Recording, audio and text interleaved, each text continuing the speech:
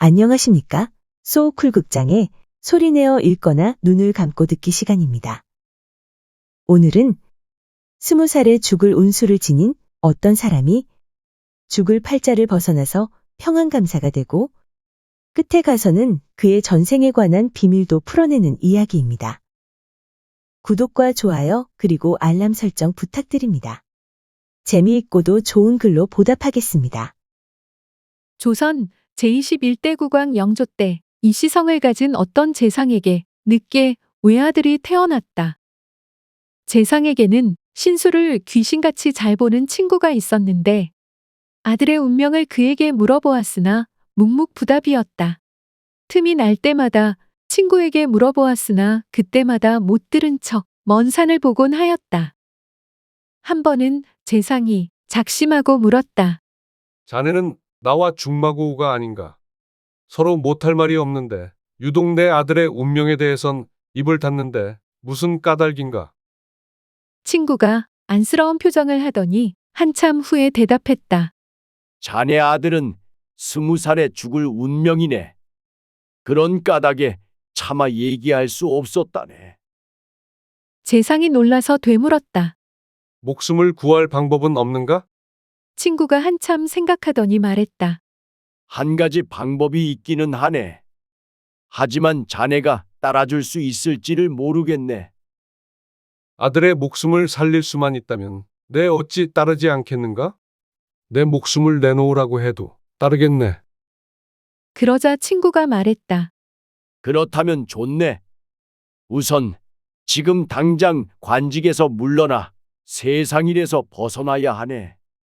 한양을 떠나 남한강 신륵사 근처에 집을 짓고 살되 아이를 촌아이들과 어울려 놀도록 내버려 두게. 반드시 그래야 한다네. 자네는 다행하게도 선조로부터 물려받은 전답이 많으니 신륵사 주변 사방 백리에 걸쳐 춥고 배고픈 사람이 없나 살펴서 그 재산을 풀어 도와주도록 하시게. 명심할 것은 그 선행을 아무도 알면 안 된다네. 알면 공든탑이 무너지니 반드시 무주상보시여야 한다네. 그렇게 하면 자네대의 그 많은 재산이 다 없어질 텐데 그럴 수 있겠는가? 잊고 말고 아이의 목숨을 구할 수 있다면야 무슨 지신들 못하겠는가? 아들 나이가 10살이 지난 뒤에 비로소 그를 가르치고 16살에 혼례를 올리게. 그러면 약관이 되기 전에 과거에 급제할 뿐 아니라 운수가 크게 대통하여 나중에는 평안감사가 될 것이네. 또 명줄도 길어져서 90살까지 살 수 있을 것이네. 이 말을 들은 재상은 즉시 병 때문에 벼슬에서 물러나겠다는 상소를 올렸다.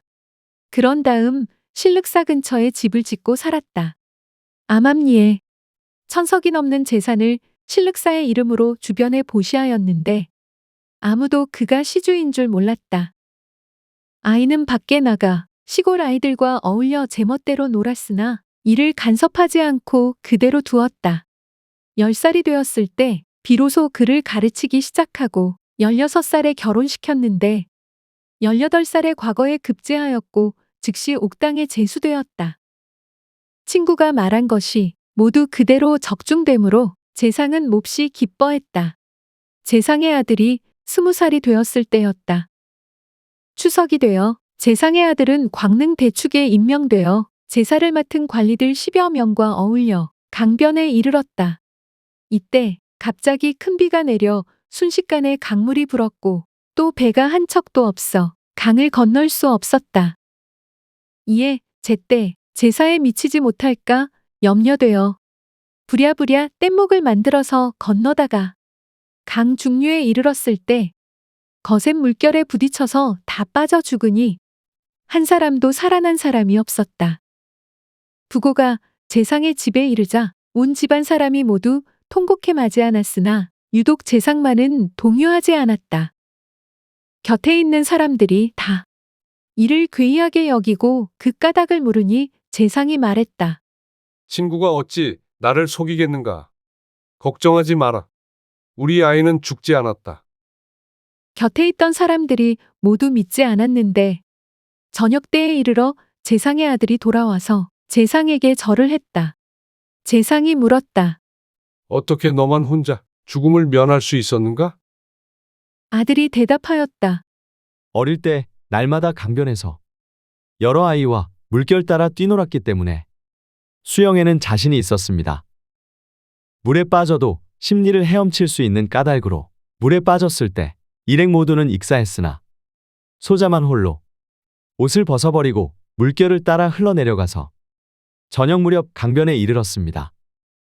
그러나 알몸으로는 오기가 곤란해서 옷을 구해 입느라고 지금에야 찾아올 수 있게 되었습니다. 제상은 비로소 지금은 세상에 없는 이 친구의 안목을 제대로 읽어낼 수 있었다. 그렇게 세월이 흘러 제상도 세상을 떠났다.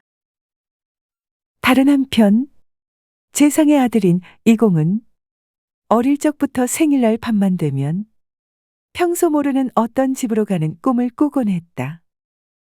꿈속에서는 백발의 노부부가 머리를 감고 목욕하고서 새 옷으로 깨끗이 갈아입었다. 풍성하고 정갈한 음식을 상 위에 차린 것이 마치 제사를 지내는 모습 같았다. 꿈속의 자기는 앉아서 음식을 배불리 먹는데 그럴 때마다 노부부는 상 아래에서 밤을 새워 통곡했다.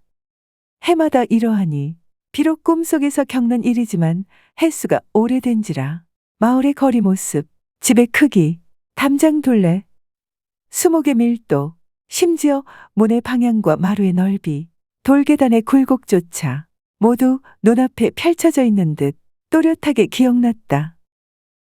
비록 남에게 이야기하지는 않았지만 마음속으로는 언제나 괴이하게 여겼다. 세월이 흘러 제상의 아들인 이공이 평안감사가 되어 임지로 가는 길이었다. 가명에 조금 미치지 못한 분해의 한 마을을 보니 유난히 눈에 익었다. 이곳은 해마다 꿈속에서 간 그곳과 조금도 다르지 않았다. 감사는 전배를 멈추게 하고 교유서와 절월 등을 길가에 두고는 말을 타고 마을로 들어갔다. 과연 거기에 집이 한 채 있는데 꿈속에서 본 것과 똑같았다. 그 집을 찾아가니 깨끗하게 청소되어 있고 꽃나무가 가지런히 심겨 있는 것이 꿈속에서 보던 그대로였다. 감사가 그 집으로 들어가자 공방하더니 마루 위에 자리를 폈는데 그 집 노부부는 영문을 몰랐고 숨을 겨를도 없었다. 감사가 주인 부부를 나오게 했다. 노부부가 나와서는 황송에 어쩔 줄 몰라 하며 마당 아래 엎드렸다.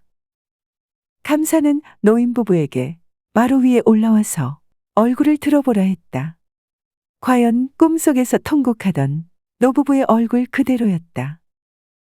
감사는 연세가 몇이고 자식과 손자는 있는지 물었다. 노옹이 대답했다. 아들 하나가 있었지만 요절한 지 오래되었습죠. 몇 살 때 요절했느냐 물으니 노옹이 말했다. 15살에 죽었습니다. 그 아이는 나면서부터 영특해 총명함이 다른 아이들보다 뛰어났습니다. 상놈으로 살게 하는 게 참으로 안타까워서 서당에 가서 공부하게 했습죠. 그러니 보는 족족 외워 물리가 날마다 나아졌습니다. 위아래를 막론하고 온 고을 사람이 칭찬을 금치 못했지요. 나이 겨우 15살에 관아의 통인으로 일했는데 하루는 평안감사님이 임지로 가는 행렬을 보고는 한숨을 쉬며 사내대장부라면 평안감사는 해야지. 라고 탄식했습니다. 그 말을 듣고 저의 아내가 망령된 말을 한다고 나무랐습니다. 너는 본래 천하게 태어나서 공과 명예가 높아진다고 해도 이방이나 호방에 지나지 않을 것이다. 관청의 아전 따위가 어찌 감히 평안감사를 바라느냐. 고하니 아이가 분개하여 말하기를 사나이가 태어나서 평안감사를 하지 못하면 또한 살아서 무엇하리요. 하였습니다. 온갖 말로 타일렀으나 이날 이후로 병들어 누워 신음하더니 병세가 점점 위중해져 아무 년, 아무 달, 아무 일에 죽었나이다. 우리 부부는 슬픔을 이기지 못해 해마다 그날이 되면 간소하게나마 소찬을 마련해 제사를 지내주나이다. 감사가 가만히 속으로 헤아려 보니 아이가 죽은 해가 곧 자기가 태어난 해인지라. 스스로 자기가 죽은 아이의 후신이 된 것을 알고는 남몰래 눈물을 흘리며 늙은 부부에게 부탁하고 떠났다. 임지에 도착한 뒤 부를 테니 꼭 오시오. 가명에 도착한 지 사흘 후 감사는 노부부를 불러 음식을 후하게 대접하고 자기가 꿈속에서 본 일들을 이야기해 주었다.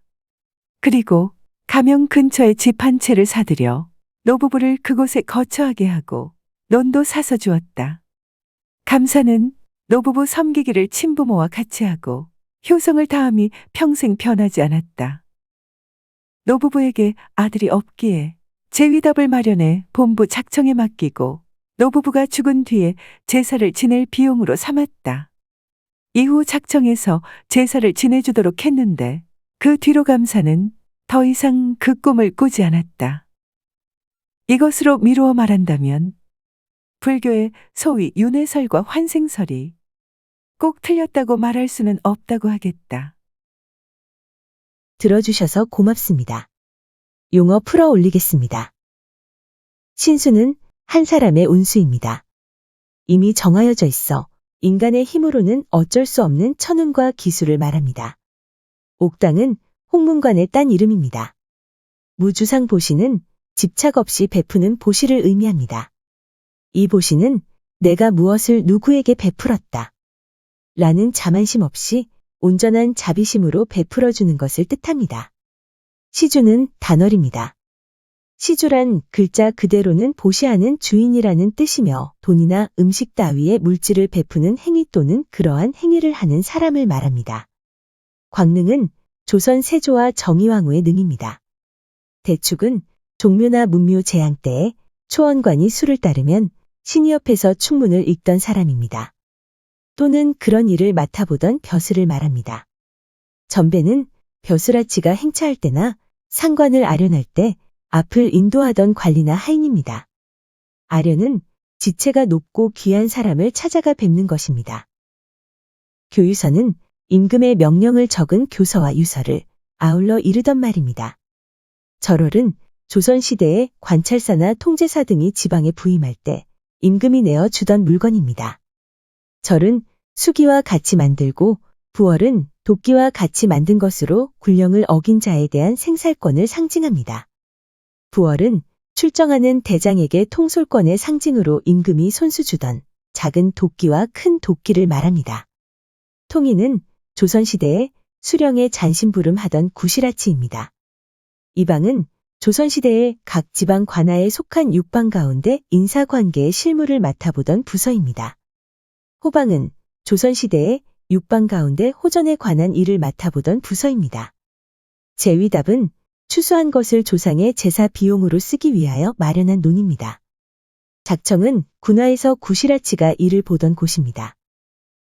참고문헌과 자료 출처 소개에 올리겠습니다. 조선 후기의 문신, 서유영의 금계필담이 모본입니다. 김종권 교수가 교주하고 송정민 선생 등이 번역한 금계필담을 참고했습니다. 한국학중앙연구원, 한국민속대백과사전, 한국민족문화대백과사전, 그리고 국립민속박물관의 그림과 사진을 빌렸습니다. 국사편찬위원회, 우리역사넷의 일러스트를 빌렸습니다. 국립민속박물관이 개최한 기산 풍속화에서 민속을 찾다의 전시 도록을 빌렸습니다. 히스토리엔의 조선왕 주어진 시리즈 중 영조의 진위를 빌렸습니다. 네이버 블로그, 늘 푸른 소나무, 중마고우, 뜻과 유래를 알자의 사파를 빌렸습니다. 주연홍의 그림, 장원급제를 빌렸습니다. 일간 경기의 기사, 상소광 강응용과 신용계의 사파를 빌렸습니다. 지역의 문화, 한국인의 통과 일에 고려와 조선시대 상례와 장례 풍속과 한국의 강과 바다, 벌목한 나무로 엮은 해상교통수단, 뗏목과 그리고 출생일에 3-7일 동안 걸어두는 금주를 빌렸습니다. 엘리자베스 키스 등이 짓고 송영달 선생이 옮긴 책 올드 코리아의 그림을 빌렸습니다. 조선시대 화가 김홍도와 김중근의 그림 몇 점을 빌렸습니다. 김학수화백의 풍속화, 옛 서울의 뒷골목을 빌렸습니다. 운하영 화백의 책 흑요석이 그리는 한복 이야기에서 사파를 빌렸습니다. 위키백과와 나무위키의 기사와 사진을 빌렸습니다. 123RF, 핀터레스트, 크라우드픽, 픽사베이, PNG트리, 픽스타, 그리고 게티 이미지뱅크의 사진과 일러스트를 빌렸습니다. 소우쿨 극장은 일주일에 2번, 매주 화요일과 토요일, 오전 11시 전후에 이야기를 올립니다. 반면에 쇼츠는 매일 한 편씩 올립니다. 고맙습니다. 다음에 만날 때까지 건강하시기를 기원합니다.